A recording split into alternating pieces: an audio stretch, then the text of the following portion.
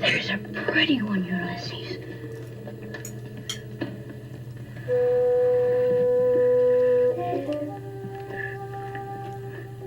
There it is. This is Curtis of Curtis Books and Books. We're together at last. And I'm Shawn the Book Maniac.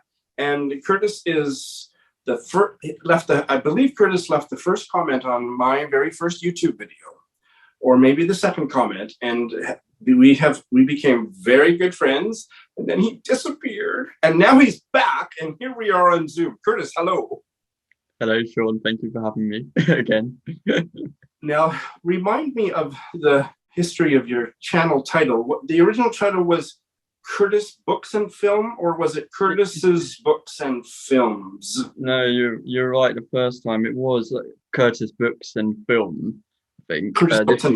This was back at university when I did this channel, and I decided I didn't want to talk about film anymore, so I just changed it to Curtis Books and Books, just a sort of a placeholder. And then, as you say, I mysteriously disappeared for a few years, and then one day a few weeks ago, everyone, people all across the world just stopped in their tracks and said my name in a collective whisper, and thus I was summoned again. I was actually in the bath when it happened. Very embarrassing. Well, I was among that chorus for sure. Nobody was happier than me to see you come back. What have you been up to, Curtis? What have you been up to? Well, just finished reading yesterday, actually, this, How the One-Armed Sister Sweeps Her House by Cherie Jones. Oh, I know, I'm sure you told me you were either reading this or doing it on audiobook, but I can't recall ever seeing it on your Friday reads. I haven't, just because I haven't finished it, I'm doing it as audio text combo very slowly. I'm about 14% of the way into it. I've been reading it for about 2 or 3 months. 14, I think. 14, okay. So what do you think so far? I'm not sure. I like the voice, and certainly the audio is really good, but I'm not sure by the end, and I don't want you to give me any spoilers, so we probably won't spend too long talking about it, because I don't want anything to be spoiled. But I'm not sure how I'm going to feel ultimately about the fact that really it's kind of revolving around a murder. And in a way, it's like a crime novel. Not that there's any mystery, but just that it's the kind of fictional motif or whatever that doesn't usually grab. But I mean, I'm really finding it interesting. Yeah, I feel the same way. So I just need to sit with it a little bit. But you're right. It was just a bit too commercial for my tastes. Yes. But as you say, I like the voice. The writing was, it was good enough. But yeah, I had the same reservation as you did. So I don't know how you're going to get on with the rest of it. But there is, I don't know if you'll have it in your edition, but it's sort of a postscript in mine, where Cherie Jones talks about how sexual abuse and rape and murder are really big issues in the Caribbean, and especially Barbados, which I kind of wish I'd read before starting a novel, because when you're reading it in the book, it's like always a bit over the top and stuff, but when it's such actually a prevalent issue, it does change your sort of perspective. So I don't know if your edition has that. It does not. Let me double check that it's not at the beginning in my copy, but mine I think is the for some reason mine is titled An Introduction, but it doesn't appear till after the novel, so maybe that's throwing you off. But yeah, no, I don't have it. So I may ask you to screenshot that later and send it to me. Screenshot. Okay, I'll try and figure out that. Or what I mean, just what I mean is just take a picture of it. Take a picture. Yeah, I can do that. or I can probably find the introduction somewhere online. But it's not my copy actually. It's my colleague lent it to me as a recommendation. She's not typically a reader, but she's doing one of those sort of 50 books a year challenge, which is sort of like a gateway drug, isn't it, for readers? And she's on track. She's always asking for shorter books to try and bump her numbers up. But it's quite a variety of things she's reading. Things from like The Kite Runner to Animal Farm. And her family was actually part of the Windrush generation. So her family came over from Jamaica in sort of the 50s. She herself was born and raised in London, but she's always looking for sort of Caribbean literature. Strikes her fancy, and this definitely fit the bill. So I took her recommendation to heart, basically. I'm looking forward to sort of talking about it with her. But this is obviously set in Barbados, and Barbados is a place to be. They've got their fabulous Prime Minister Mia Mottley, who puts the rest of our Western leaders to shame, and they're a republic now, so they're not, free from the chains of the British royal family. Right. So it's a good place. But I'm looking forward to hearing your thoughts about the rest of the novel if you make it that far. Yeah, I don't feel like it's going to be a bail, but things often go south later on in my books, and I've only bailed on 5 books this year. Really? What the hell? I'm going to lose my crown. Oh, wow, not bad. So maybe we'll come back to bailing, but while I'm thinking of it, do you have any reaction to this year's Booker long list? I can't remember. I don't remember you making a fuss about the Booker in years past, but maybe I'm just not remembering. I haven't followed the Booker in about 3 years. I think the last one I read was Milkman. And I did read the Bernardine Evaristo novel. That was the last one, and I do want to read The Promise and Should Be Vain, because they do look really good, but I just haven't followed the hype. But I have been watching the videos on the long list, and just being back on BookTube is getting me back on the hype train. So there are a couple of things on there that I want to read. There's that book for Colony. Magee, is it? I'm blanking on the author's name. Audrey Magee, maybe? Audrey? Yeah. Irish writer, or Northern Irish writer. Mark Nash talked about that on his channel recently, and it sounds really fascinating. So that, I don't know, is there anything, have you read anything on there, or are you interested in anything on there? Yes, I'm I just bought The Colony. I was planning to buy The Colony this week. My new, I'm not working. I don't have very much work. I don't have very much money. So I'm limiting myself to 1 hardcover book a week. Okay. And that is a real retrenchment of my typical book buying budget. And so I'd already chosen The Colony, because everybody's been talking about The Colony before the Booker list came out. And then it was the day the Booker list came out that I finally made it to the bookstore and I got it. Shows you how out of touch I am, because I'd never heard of it before last week. So and I think I've just heard it on various booktube channels, but yeah, it does sound like a book that I would like. The lesbian one sounded interesting. Came from the same press that Duck's Newbury Port came from. Oh, right, Gallibeg Press. That's right. The title of the book is something like Sappho, blah, blah, blah, and apparently very experimental, so I don't know if it'll be from... I imagine that's more on the experimental side if it's come from Gallibeg Press, so I was surprised that you're interested in that, but you didn't ever finish Duck's Newbury Port, did you?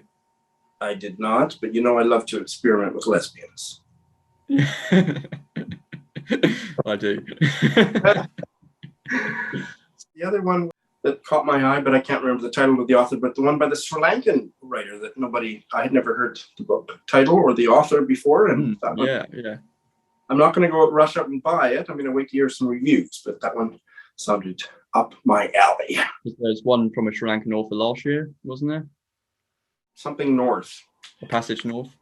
A Passage North by, I did a Zoom discussion about it during Booker season last year. What is his name? Anuk Arudpragasam. Did you read that? I did, and I really liked it, but it's not for everyone. Did you read it? No. Oh, I wonder what you'd think. I think you might like it. Probably. I'll probably focus on this year's Booker before I start going back to the years I've missed. Go on the hype train. I need to ask you, and don't hate me, when is Women in Translation Month? Because I've got all these books by Women in Translation ordered in. I don't know when I'm actually allowed to read them. Well, I hate to break it to you, but you can actually read books like that any time of the year, Curtis. But... Oh, can I? Okay, yes, quite good. That's good to know. When am I supposed to read them? August. Oh, okay, so it's right around the corner. Good. It's right around the corner. There is a readathon that Kendra Winchester and some other people do, and it's only for about a week. I think it starts the 2nd week of August, but that is way too short for me. And in fact, Women in Translation Month was started by a a book blogger, and it's Women in Translation Month. So yes, the entire month of August. Yeah, and there are no other rules apart from just read as many as possible. That's right. The readathon has some suggested prompts or whatever, but I didn't follow any of them. But yeah, so just Women in Translation Month. Keeping in mind that this video will probably not go up until Women in Translation Month is already over, but tell me one or two that you're most excited to read. One I've already started, so I am bending the rules already, but the Tomb of Sand, Geetanjali Shree, translated by Daisy Rockwell. So this obviously won the International Booker. The day that Curtis and I are speaking, later this same day, I am posting my 52nd episode of Bite Size Book Chats, and it's one of my most exciting interviews next to the one that we filmed earlier today with Curtis, and that is with an Indian novelist who talked about Tomb of Sand. Oh, brilliant. Yeah. Hopefully I'll be in that same episode if I'm lucky enough. Well, no, because that episode is almost finished editing. It's going up tonight, so you can watch Curtis, and I'll put a link to that for other people to look it up if they haven't seen it. But it was a big get. It was another Indian novelist who read Tomb of Sand in the original Hindi and then read it in English, and has written 2 essays about the experience of that. Really? I can't wait to hear her verdict then, because it was very positive verdict. So yes, good. I've realised we should have perhaps done a wardrobe change, Shawn, because we're going to be wearing the same things in 2 videos, and we want to keep production quality as high as possible. Well, do you want it to be on camera or off? No comment. No, yes, and I'm excited to read Tomb of Sand myself. Yeah, I've had loads of new books come in, and so a lot of them, well, at least three of them were from your Women in Translation TBR video. So is it Elena Knows? I believe it's Argentine, isn't it? Yeah. It's from Charcoal Press, as far as I know. Yeah, they only publish Argentine fiction in translation. Really? Yeah, I'm sure I've got some Charcoal Press around here somewhere, but I don't know where or what it is. So that'll be one. And the other one, I believe you also held up, was The Last Brother, which is a novel from Mauritius, right? Yes. And my copy came in the mail a couple days after I posted that video. So good. I don't know if you got the same edition as me, but no, I actually like my cover just a little bit better. Yeah, I did. I looked for that because I love that cover, and it's one of those things where you buy it on Amazon used, and you're not actually sure what's going to come. And it's a little bit disappointed that this came, but it's a nice. It's not bad. No, it's not bad, but it's not quite as nice as yours. So you're drinking Stella. Yes, we were supposed to be drinking wine, but it's 1 o'clock in the afternoon for Shawn, and I forgot to buy the wine, so it's just a boring old beer for me. Well, it depends how worked up I get during this conversation. I might imbibe yet, but we'll just. I don't want to get you into trouble, Shawn, because I know you're supposed to be, job hunting and whatnot, and if your parents find out that you're sitting in your apartment at 1 in the afternoon drinking wine, then might not look good. And you do remember that I'm approaching early old age, so I don't have to worry too much about it. I know I'm very childish personality-wise, but I am in my mid-50s. We were talking about bailing a minute ago. So, do you ever bail, Curtis? Very rarely. Very rarely. Yeah, I used to, because at university I would be reading like 7 novels at a time, kind of like you do now, and I've completely changed. I now only read 1 novel at a time, and I very rarely like to bail. So I have other things on the go as well. My poetry collection or a non-fiction, a biography or something. But I tend to keep it one within each sort of genre. But yeah, no, I just don't like to bail anymore. I probably don't actually read as much as I used to. It's good to hear that you're kicking the habit, so to speak. And I disagree. I'm quite upset about it. although I do think, to be a little bit serious about it, I do think I'm choosing a little bit more wisely. Yeah. So I think when I was bailing so much was during a time of exploration for me as a reader, to move beyond things that I knew I might like, to try a whole bunch of things that I didn't know if I liked. And I think that in large part, that's what I didn't feel obligated to finish them if I didn't like them. But I think I now have a much clearer sense, having done several years of exploration in various different kinds of fiction, especially that I also haven't read as much this year because I've been a little busy. So my yearly total is going to be quite diminished compared to other years, and that's fine. But I think that's also a factor in why I haven't bailed very much. Yeah, that's good. That's good news. I suppose you do when you do sort of 112 tags, and also you were reading to your friend. Is it Lindsay or Lindy? I always get mixed up. Well, it's an easy mistake to make because Lindy is my friend, and my cousin who lives in Tokyo is Canadian but lives in Tokyo, who has been on my channel a few times. Her name is Lindsay, so very easy to get those two mixed up. Yeah. So Lindy has a booktube channel of her own now, doesn't she? She does now, yeah. Lindy's Magpie Reads. Yes, love it. Absolutely love it. Oh, but great. you're reading her openings of books, when your entire books, is that right? Well, both. We started out when she had got a concussion at around Christmas last year, and she couldn't read for several weeks.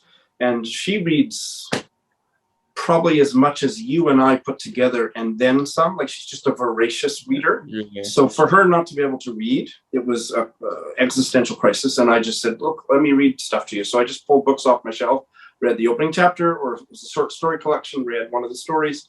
And I'll put a link to that video because it didn't get the attention how do I put this? I don't want to sound like I'm pouting.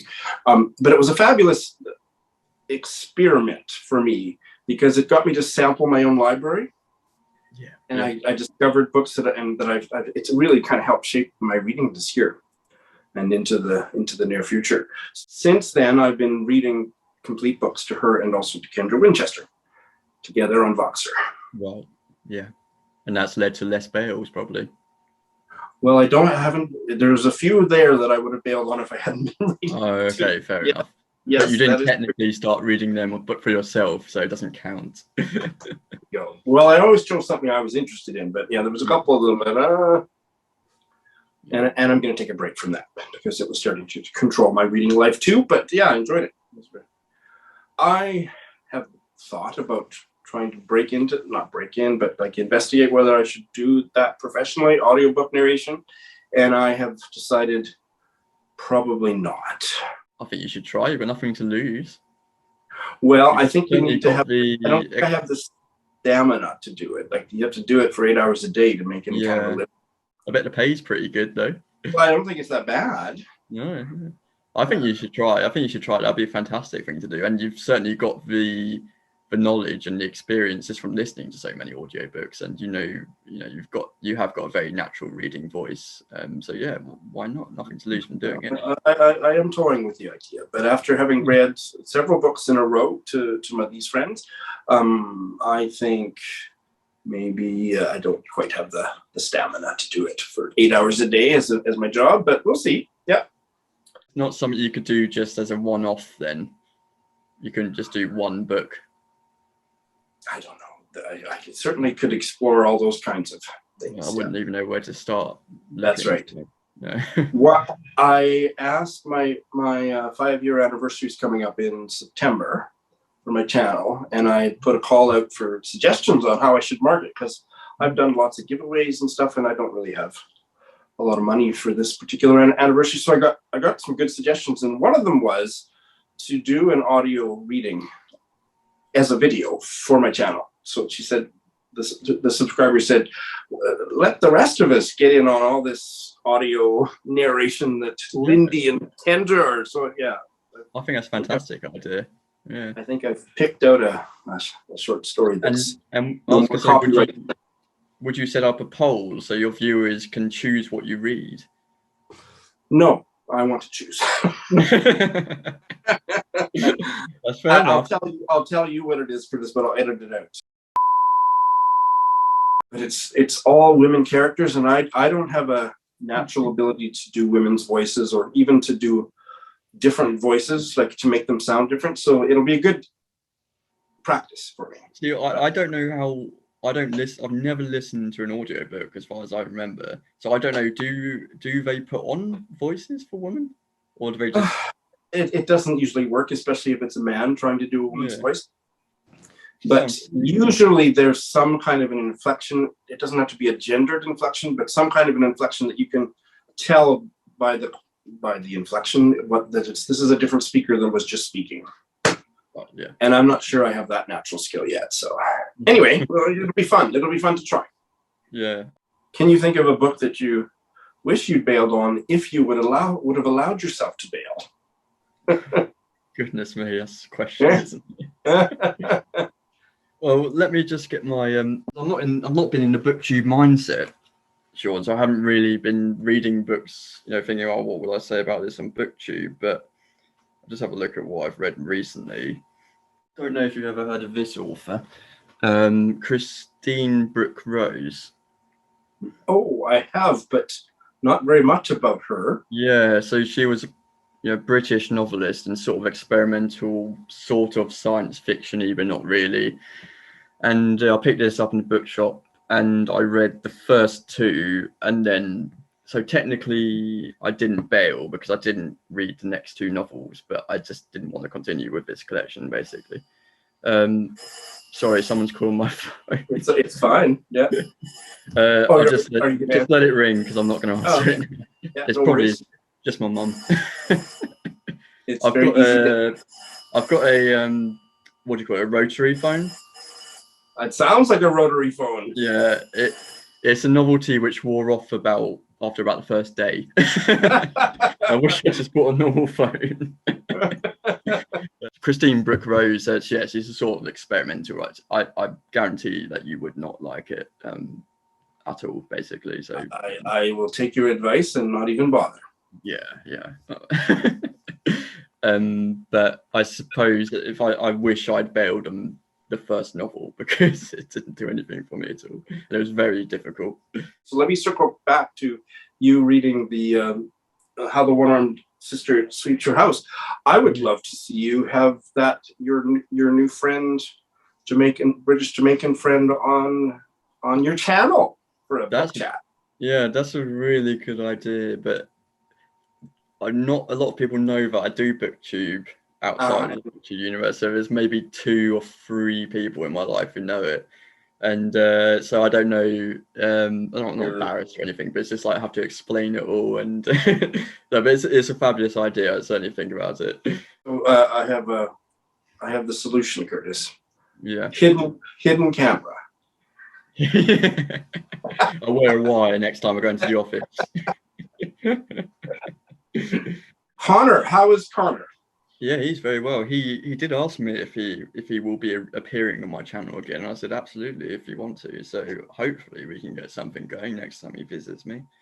But yeah, we work at the same company, so yeah, we've been best friends for more than 10 years, 15 years. Fantastic. Well, please say hello to him for me. And tell him I'd love to have him on my channel. Do a bite-sized book chat. I will tell him. Yeah, I did tell him to. He told me I uploaded one video this week. And he said it wasn't enough, and he expects more from me. But I said just hang on tight because we've got a special treat coming up. And of course, I was referring to this, and he's going to absolutely love to watch this. So, what's it like coming back to BookTube after a long absence? How's that for you? Yeah, it's been fantastic. Obviously, the reception I got was just amazing. I know you all you're all friendly anyway, but yeah, it's been brilliant, and already it's shaped my reading and shaped what I've bought, and yeah, I'm still finding my feet. I'm still getting back into it. I've only done a couple of videos so far, but yeah, really enjoying it. I'm looking forward to doing more collaborative stuff like this, of course. That's awesome. So, Curtis, we just taped a bite-sized book chat where Curtis talked about the collected works of Ronald Furbank. And because that format is really compressed, so we didn't have time to talk about everything that I would have loved to. So I'm going to reintroduce Furbank into this conversation, which is to say, I read the Cardinal Corelli novella, because I had this book, this biography by Geoffrey, Prancing Novelist. And I wanted to read some of his fiction before deciding whether I was going to tackle this biography. I couldn't decide after just reading the one novella. So I have Caprice, which you said was your favorite, and I am going to try it. I'm not going to promise when I'll get to it, but I will get to it. And then maybe you and I might want to read this together. I would love to read. I didn't even know that existed until you showed it to me. When was that published? Not that, because she's been dead for quite a while. 1973. Oh, so it's a reprint, or is that? It's a reissue, yeah. Right. From okay. Dalkey Archive. I love Dalkey Archive. I love their books. So yeah, I've got a few. And I bought it because of that. It's taken from I think a photograph of him, and it's just the gayest pose ever. Well, apart from the one of my cover. You can make, I'll add that to my basket, Shawn, and try and get it in ASAP. But yeah, you read. Have you got Caprice? I do have the novella. It's just one that on its own, not in the collection or anything. Correct. That's really odd. I thought you could only really buy him in sort of small collections because his books are so short. Yeah, no, I do. I don't know where I got it. I probably ordered it online. Okay. It sat on my shelf. I think it's already arrived. I'm shipping all my books from Tokyo, but I think I've already got it here.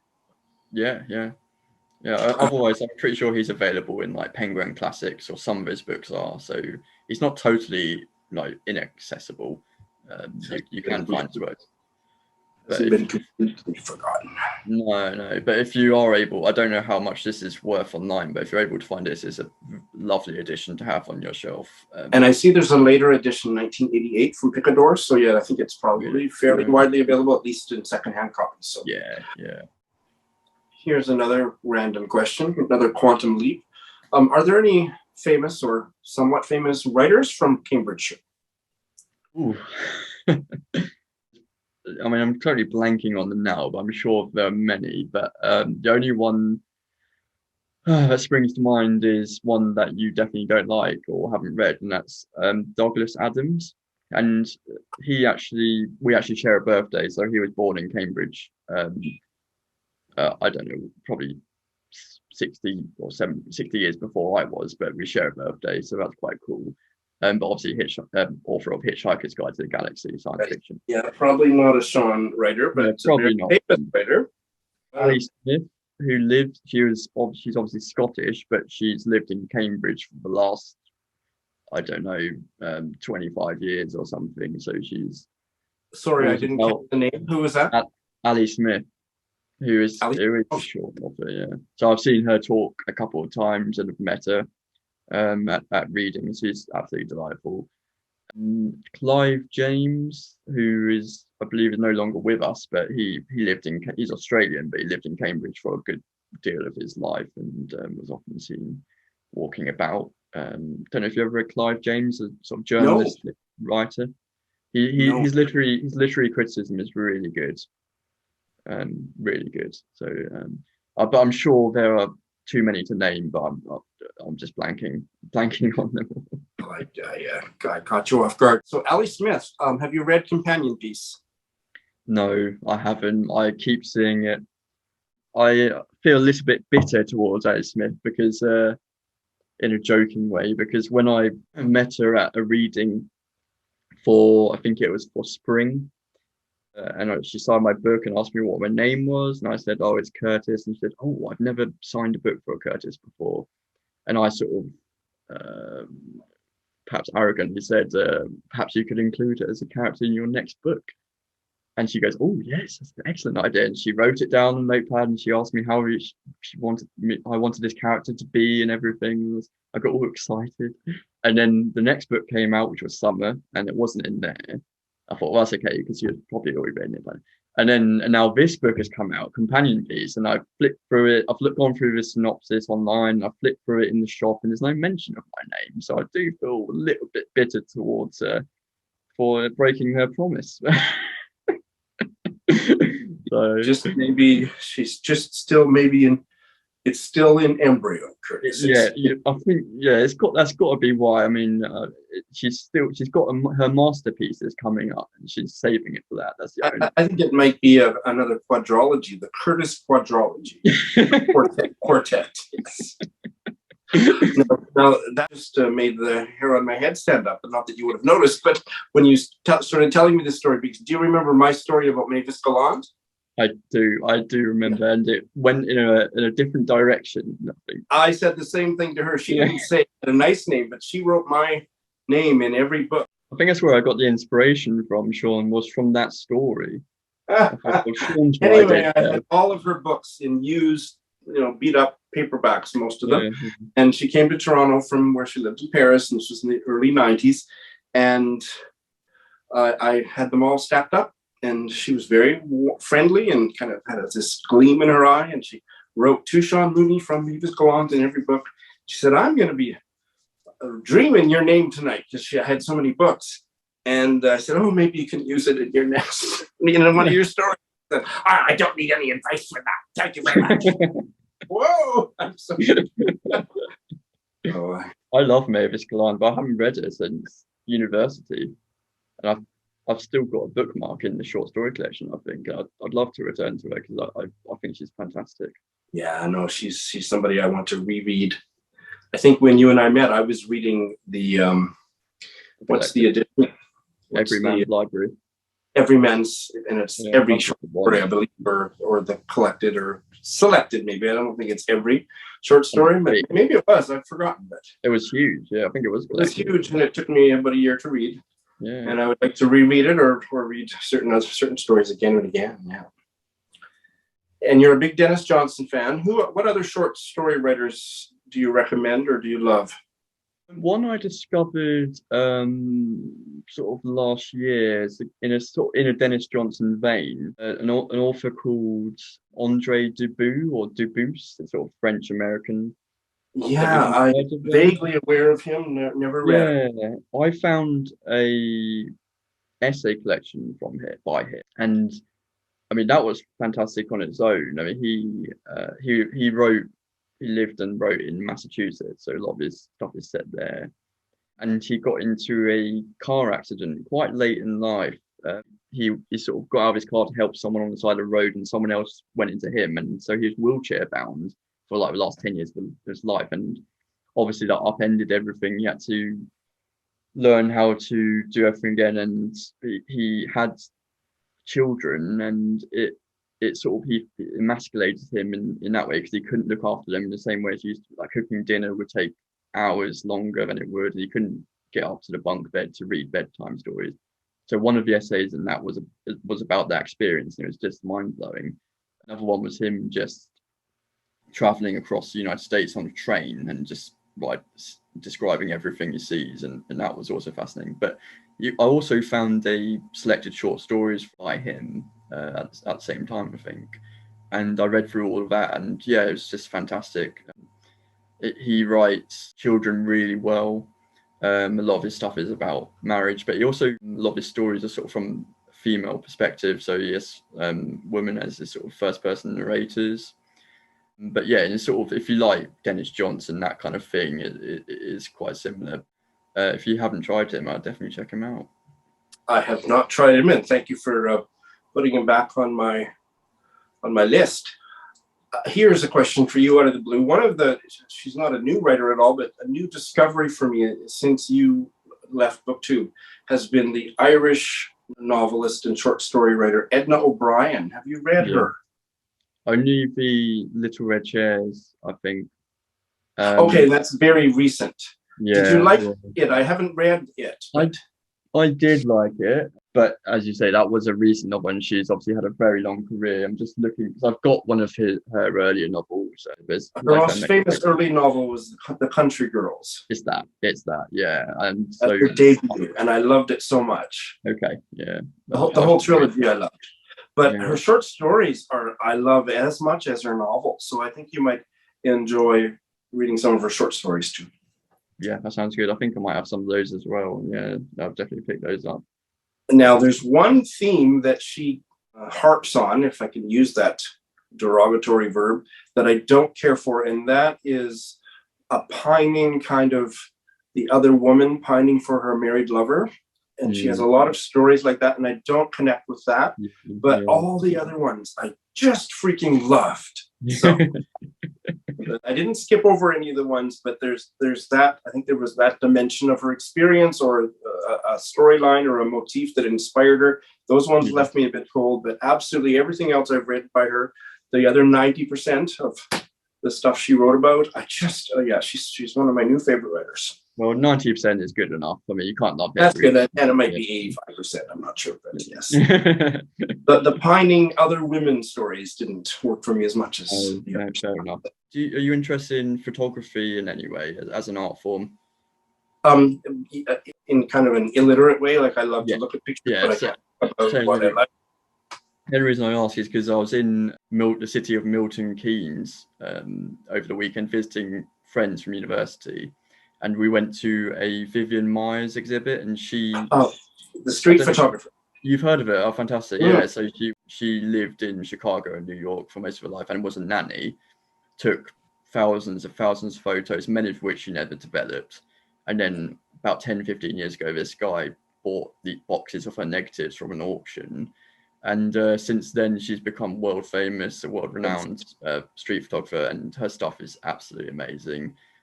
So we went to this exhibit to look at this, and I came across one photo, and I thought, I know this photo, and immediately I recognized it as the cover of a book I know you have read, or at least bailed on, but I'll give you a clue. It's a woman writer based in Chicago who's experienced a recent revival. Oh yeah, something blue, or the cover's blue. But you've got it. Yeah, the title is Blue in Chicago, and it's Betty Howden. I think I finished it, but actually I can't remember if I finished it. I remember you reading it, but but yeah, the picture on that book is a Vivian Myers photo, and I had no idea. So she was hiding in plain sight all this time. But yeah, otherwise it was a fantastic exhibit. I really liked that collection. But there was one story at the end which was almost like a story in reverse, which was quite long, but that was probably the standout thing for me.